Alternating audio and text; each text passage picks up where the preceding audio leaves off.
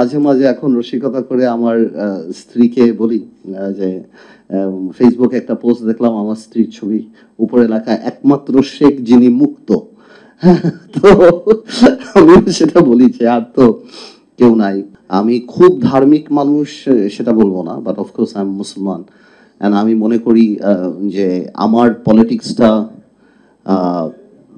পৃথিবীর সবচেয়ে বড় রাজনীতিবিদ এবং পৃথিবীর শ্রেষ্ঠ মানব যিনি, উনি সবচেয়ে বড় পলিটিশিয়ান, আমাদের প্রফেট মোহাম্মদ, এবং ওনার পরে যে খলিফারা আসছিলেন এবং প্রত্যেকেই একটা বা অন্যান্য নবীরা যারা আসছিলেন প্রত্যেকেই একটা একটা স্ট্যাবলিশমেন্টের বিরুদ্ধেই দাঁড়িয়েছিলেন, সততা নিয়ে দাঁড়িয়েছিলেন এই স্ট্যাবলিশমেন্টের বিরুদ্ধে। তো আমি ওইভাবেই সবসময় মাথায় রাখি যে ওইখান থেকে ইন্সপিরেশন নিয়ে যে পলিটিক্স তো সবসময় মানুষের পক্ষে দাঁড়ানো, আর এরকম গভর্নমেন্টের এগেনস্টে দাঁড়ানো বা এরকম প্রতিষ্ঠান বা এরকম দানবের বিরুদ্ধে দাঁড়ানো মানুষের পক্ষে, সেখান থেকে আমাদের পথ চলা। এবং এখানে যাদের কথা শুনলাম, আমার ভাই বোনদের কথা শুনলাম, সেই তুলনায় আমার স্যাক্রিফাইস অনেক কম, অনেক কম।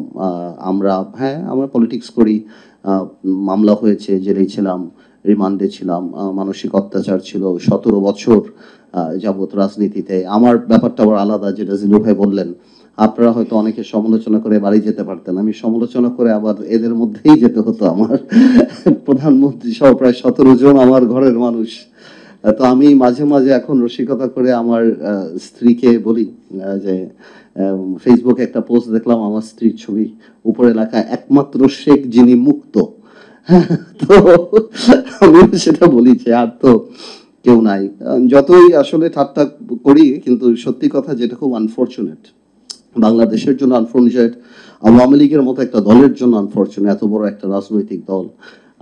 আমরা এই পতন থেকে কি লাভটা হলো, এই সরকারের মানে যে সরকারটা চলে গেল, এত বড় একটা রাজনৈতিক দল, আমি সবসময় বলি এখান থেকে আমাদের শেখার আছে যে আল্লাহর এই জমিনে অহংকারের সাথে হাঁটার কোনো সুযোগ নাই।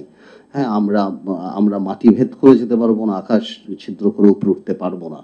এবং আমি মনে করি অনলি অ্যারোগেন্স অ্যান্ড ইগো, এই দুটো জিনিসই। যে আমার ভাইরা কথা বললেন যে এখানে এমন সব লোকের নাম আসলো, এক সময় এদের নাম কেউ বলতো না, তারেক সিদ্দিকী সাহেব এবং আপনার জিয়া সাহেব।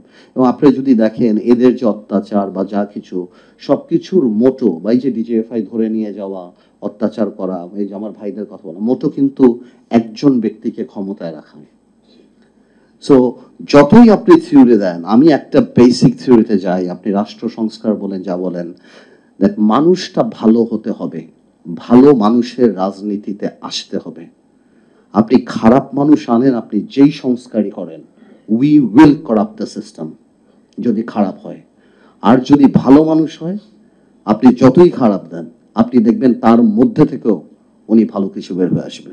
সো এই ভালো মানুষ আসার সুযোগ করে দিতে হবে, এবং it's a very big journey এই ভালো মানুষকে খুঁজে বের করা বা তাদেরকে ওই জায়গায় আনা। বাট এটার জন্য আমি মনে করি যে এটা শুধুমাত্র আল্লাহ যদি চায়, আমাদের আমাদের কর্মকাণ্ডে যদি এমন কিছু হয়, তাহলে সেখান থেকে ওই ভালো মানুষটা এখানে আসবে, যাতে করে আমরা ভালো দেখবো। এছাড়া আমরা অনেক কিছু করতে পারি, হ্যাঁ, করে কিছু সময়ের জন্য। ইভেন ইভেন ইংল্যান্ডের মতো জায়গাতেও কিন্তু Margaret Thatcher became an iron lady and she successfully corrupted the system. পুরো সিস্টেমটাই কিন্তু উনি থ্যাচার গভর্নমেন্ট যেটা যেটা হয়ে গিয়েছিল।